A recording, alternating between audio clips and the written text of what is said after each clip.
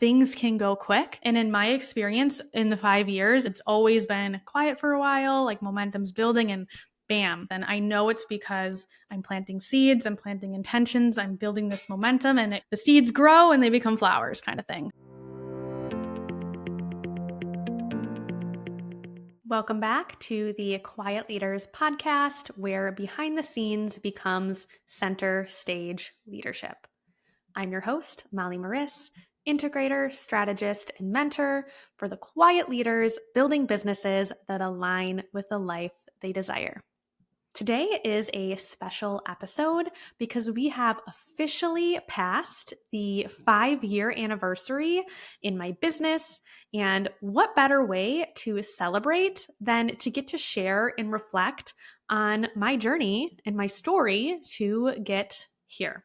Now, whenever I'm sharing my story, I like to start back with my education background, because that really paints the picture of my intention of where I was going with my career to how everything shifted and how I ended up where I am today. So to go back to my education background, I initially went to school to become a physician assistant.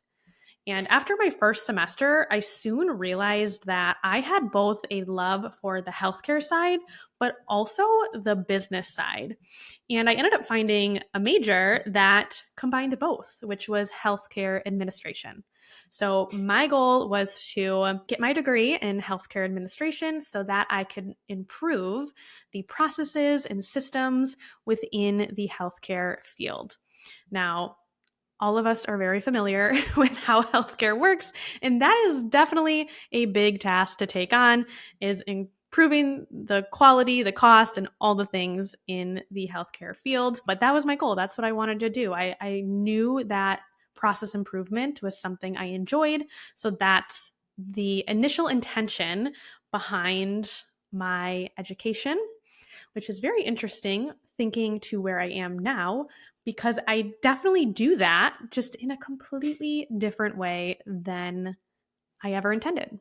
So after going through my undergrad, it was my junior year, I ended up having my daughter, Mallory, and it was, I think, about 2 months before my 21st birthday. So what a way to ring in my 21st with a 2-month-old newborn. But I am very grateful for her, as she is definitely a crucial part of my story. So after I graduated, I ended up getting married to her dad. And then I decided, instead of getting my career or starting my career with a job, I would become a stay-at-home mom, because we had weighed the cost of daycare with what I would be bringing in from a job, and it didn't really make sense for me to work. So I decided to stay at home with her, which was absolutely wonderful the first few months. But after no longer having schoolwork to do, and it was just me and her, I started to get really bored.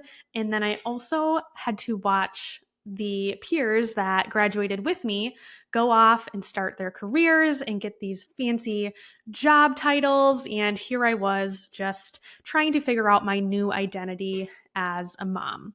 So after getting married, doing all of that, buying a house, being a stay-at-home mom, I ended up deciding to go back and get my master's degree, because that is what I was used to. I was used to taking care of my daughter and then doing something like schoolwork to fill some of my time. So I decided to go back and get my master's in business.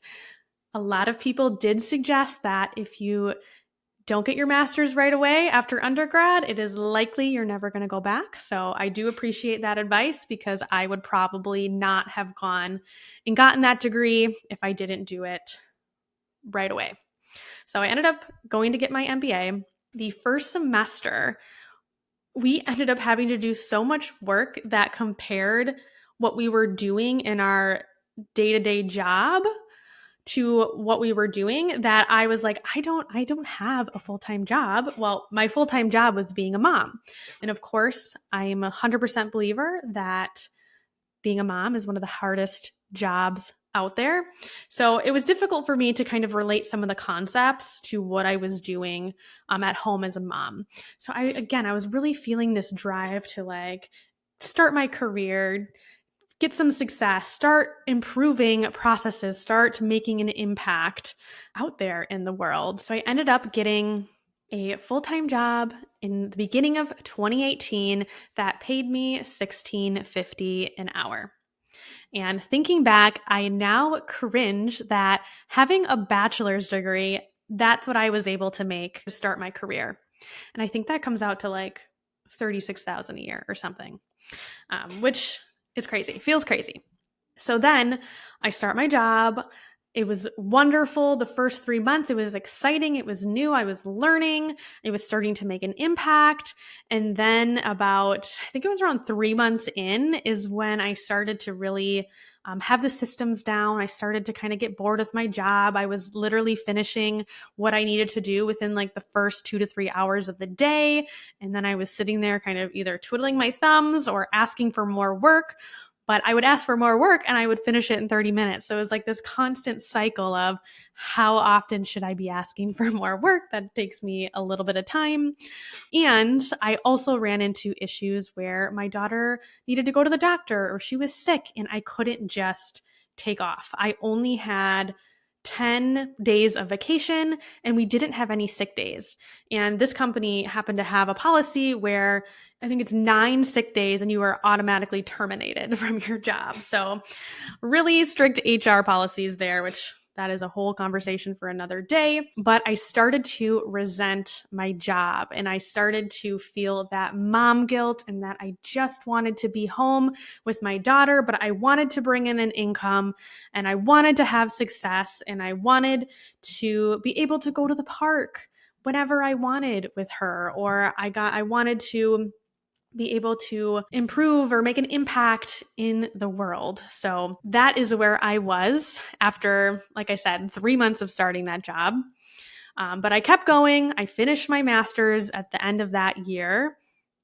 And my company bumped me up to $18 an hour. Yay, me.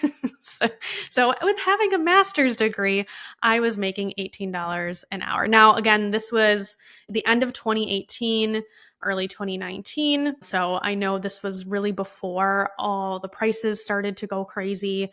But still, I feel like I was way undervalued for having both my bachelor's and master's and all the time that I put into that, and also what I knew I could do.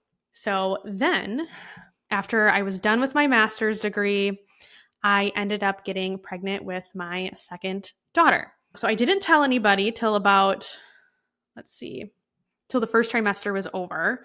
And it was about a month before I told everybody I was going to be promoted to the team lead. And my promotion was going to start in May. So I was excited because I was going to be having a bigger role on the team. And then it was in April. So about a month later, after getting this new promotion, I announced that I was pregnant and due in October. And probably, I think it's hard to remember now, but I'm pretty sure like that same week or a week later, I was told that they were going to push back my promotion until the fall. And here I'm thinking, okay, the fall, that's when my daughter's due. How does that make sense? So I'm like, okay, I was very disappointed, frustrated, but I just kept doing my thing, kept doing my job. And it got to the point where I was so frustrated that I ended up quitting my job a month before my daughter was due. If they would have just promoted me, I would have done the work. So that's a whole nother story. But I ended up choosing me in that moment, realizing that, okay, full-time job, life is not for me. I'm about to have 2 kids. So I decided to quit. And I had a month before my daughter was due. So I took that time to be with my oldest, who was 3.5 at the time. And then I researched like crazy. I'm sure many of you have done this, but I researched how to make money from home. What can I do from home, or what can work from home jobs for moms? I literally Googled it all, did the research, because I knew that I needed to, one, find something for fulfillment. I did not want to feel bored or resent being a stay-at-home mom anymore. And then the second piece is I wanted to bring in some income. I would love to have, at the time, I was like $100 a month would be awesome because I can go get a coffee and not think twice about it. I can go buy myself something and not have to think twice about it because at the time, going down to one income, we still were on a very tight budget, but just having a little extra income allowed me a little more freedom, which was another thing that I was really set out for.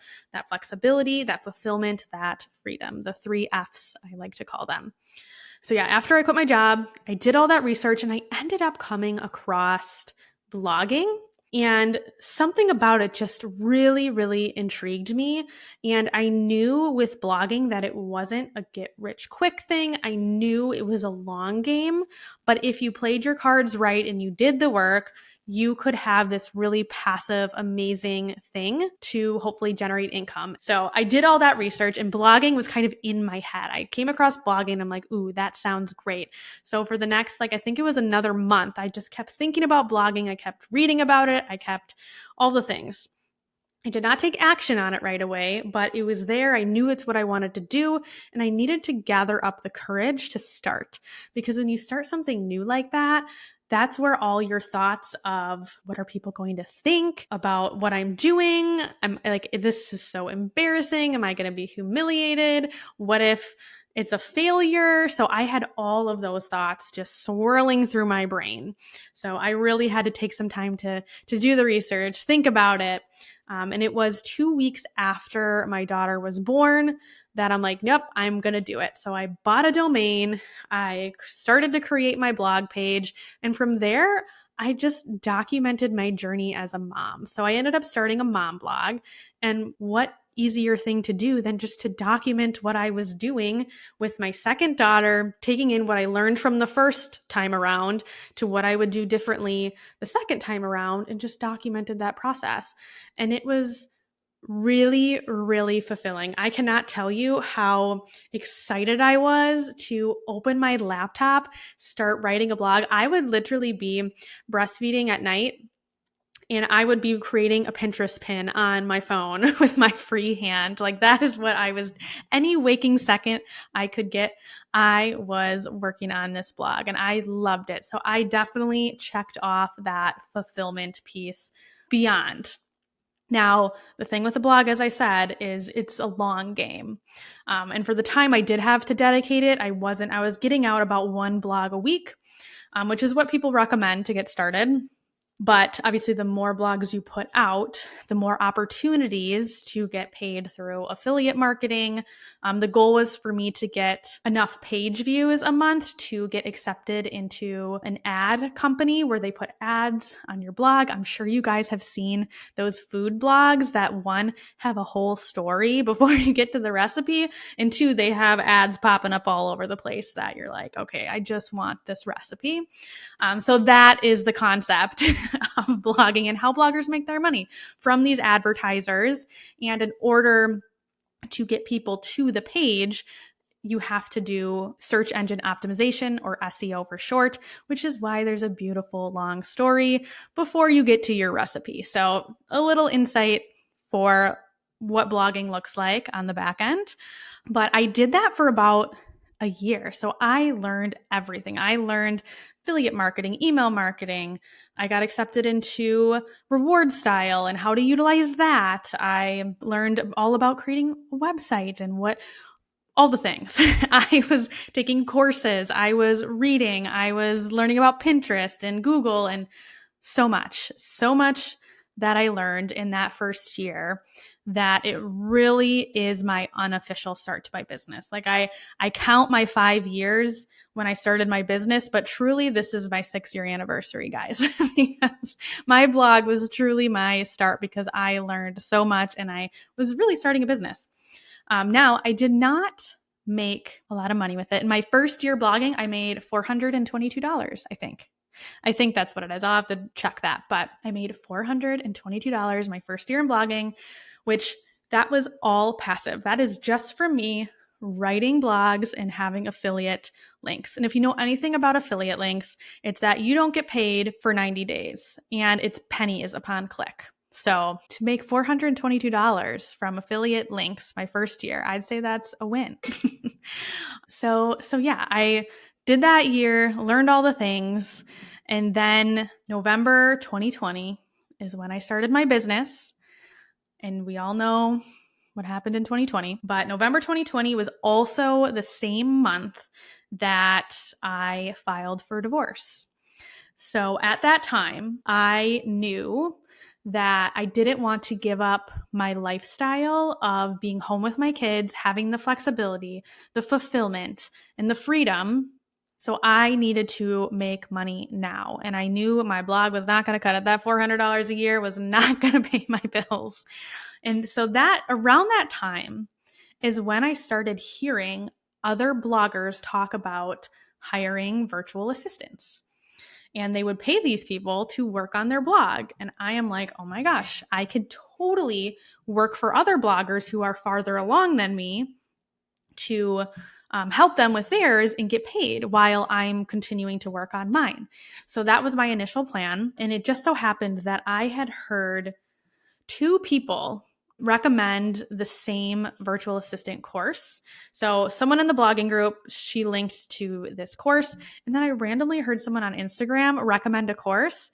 I went to look at the link, same link. So that was my sign to join this program, which taught you how to start your virtual assistant business. And basically set it up from scratch. And I knew time was not on my side. So I needed to pay to get that time back. So I purchased the course. And at that time, it was, early November. I got my LLC on November 11th, which is what I count my anniversary on, the day I got my LLC. And then I gave myself till the end of the month to finish the course, set up my assets, like my portfolio. And by December 1st, I was to put myself out there. So gave myself that deadline. I also knew with going through a divorce, I needed to be on my own by May. So I had essentially 6 months to make this thing work. So that really was a huge driving factor to how fast I went in my business. I will say if I did not do that, I probably wouldn't have gone as fast. I wouldn't have had that such passionate drive to keep making my lifestyle work. So on December 1st, I put myself out there, I didn't post, I saw a post in a Facebook group that was looking for some help with a small project. They were offering to pay for it. Now my rate was a little bit higher. So I ended up reaching out and saying like, hey, I'd be happy to do this for a testimonial. And she responded and she's like, no, actually I'll pay you the rate I said and give you a testimonial. So I had my first paid project and a testimonial on my first day putting myself out there. Now that was super exciting, also scary because I sent the contract, sent the invoice, and now I was like, oh shoot, now I actually have to deliver the service. But after doing it, it really gave me the confidence of like, okay, this works. So I knew that I could figure anything out. So after that, I kept putting myself out there, kept networking. And let me tell you, it was crickets. Till the end of December, I really heard nothing. I had no leads. But then all of a sudden, I ended up with, the person who I did the project for came back and was like, hey, I need a VA. So boom, signed her. And then 2 more people came along. One more person came along in December, and then 2 more people came along in January. So by the beginning of 2021, I had 4 clients, which was absolutely amazing. And by February, I had 6 clients, and I was making around $3,000 a month. I'd have to go back and look, but around $3,000 a month, which is what I needed at the time to be out on my own. So from starting in November to then being exactly where I needed to be in February, which was really, really exciting. So just let that be known that things can go quick.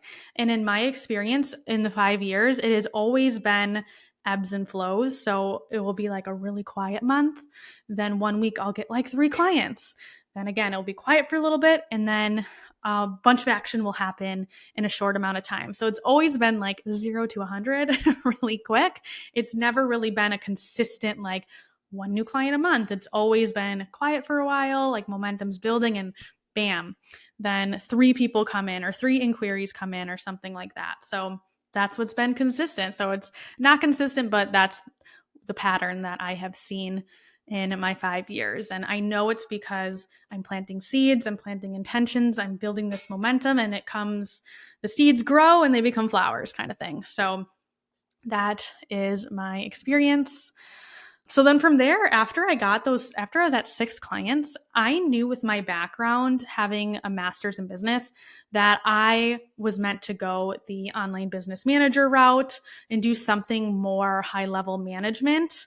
So I transitioned right away. So after I had those 6 clients, I'm like, heck, I'm transitioning to an OBM. So I started to put myself out there, and I landed my first retainer with an OBM client. And then from there in 2023 is really when I heard the term integrator. That is really when my business took the next big shift, because one thing that I did notice is when I was a virtual assistant, I was offering anything and everything. I was taking on any client, I was doing any job. I didn't really have boundaries set.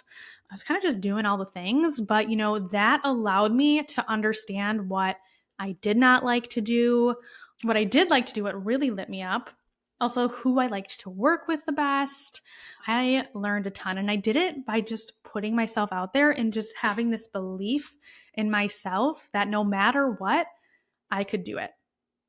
So if there's one thing you take from this episode, is that you need to have that belief in yourself that no matter what, things will work out exactly the way that they are meant to.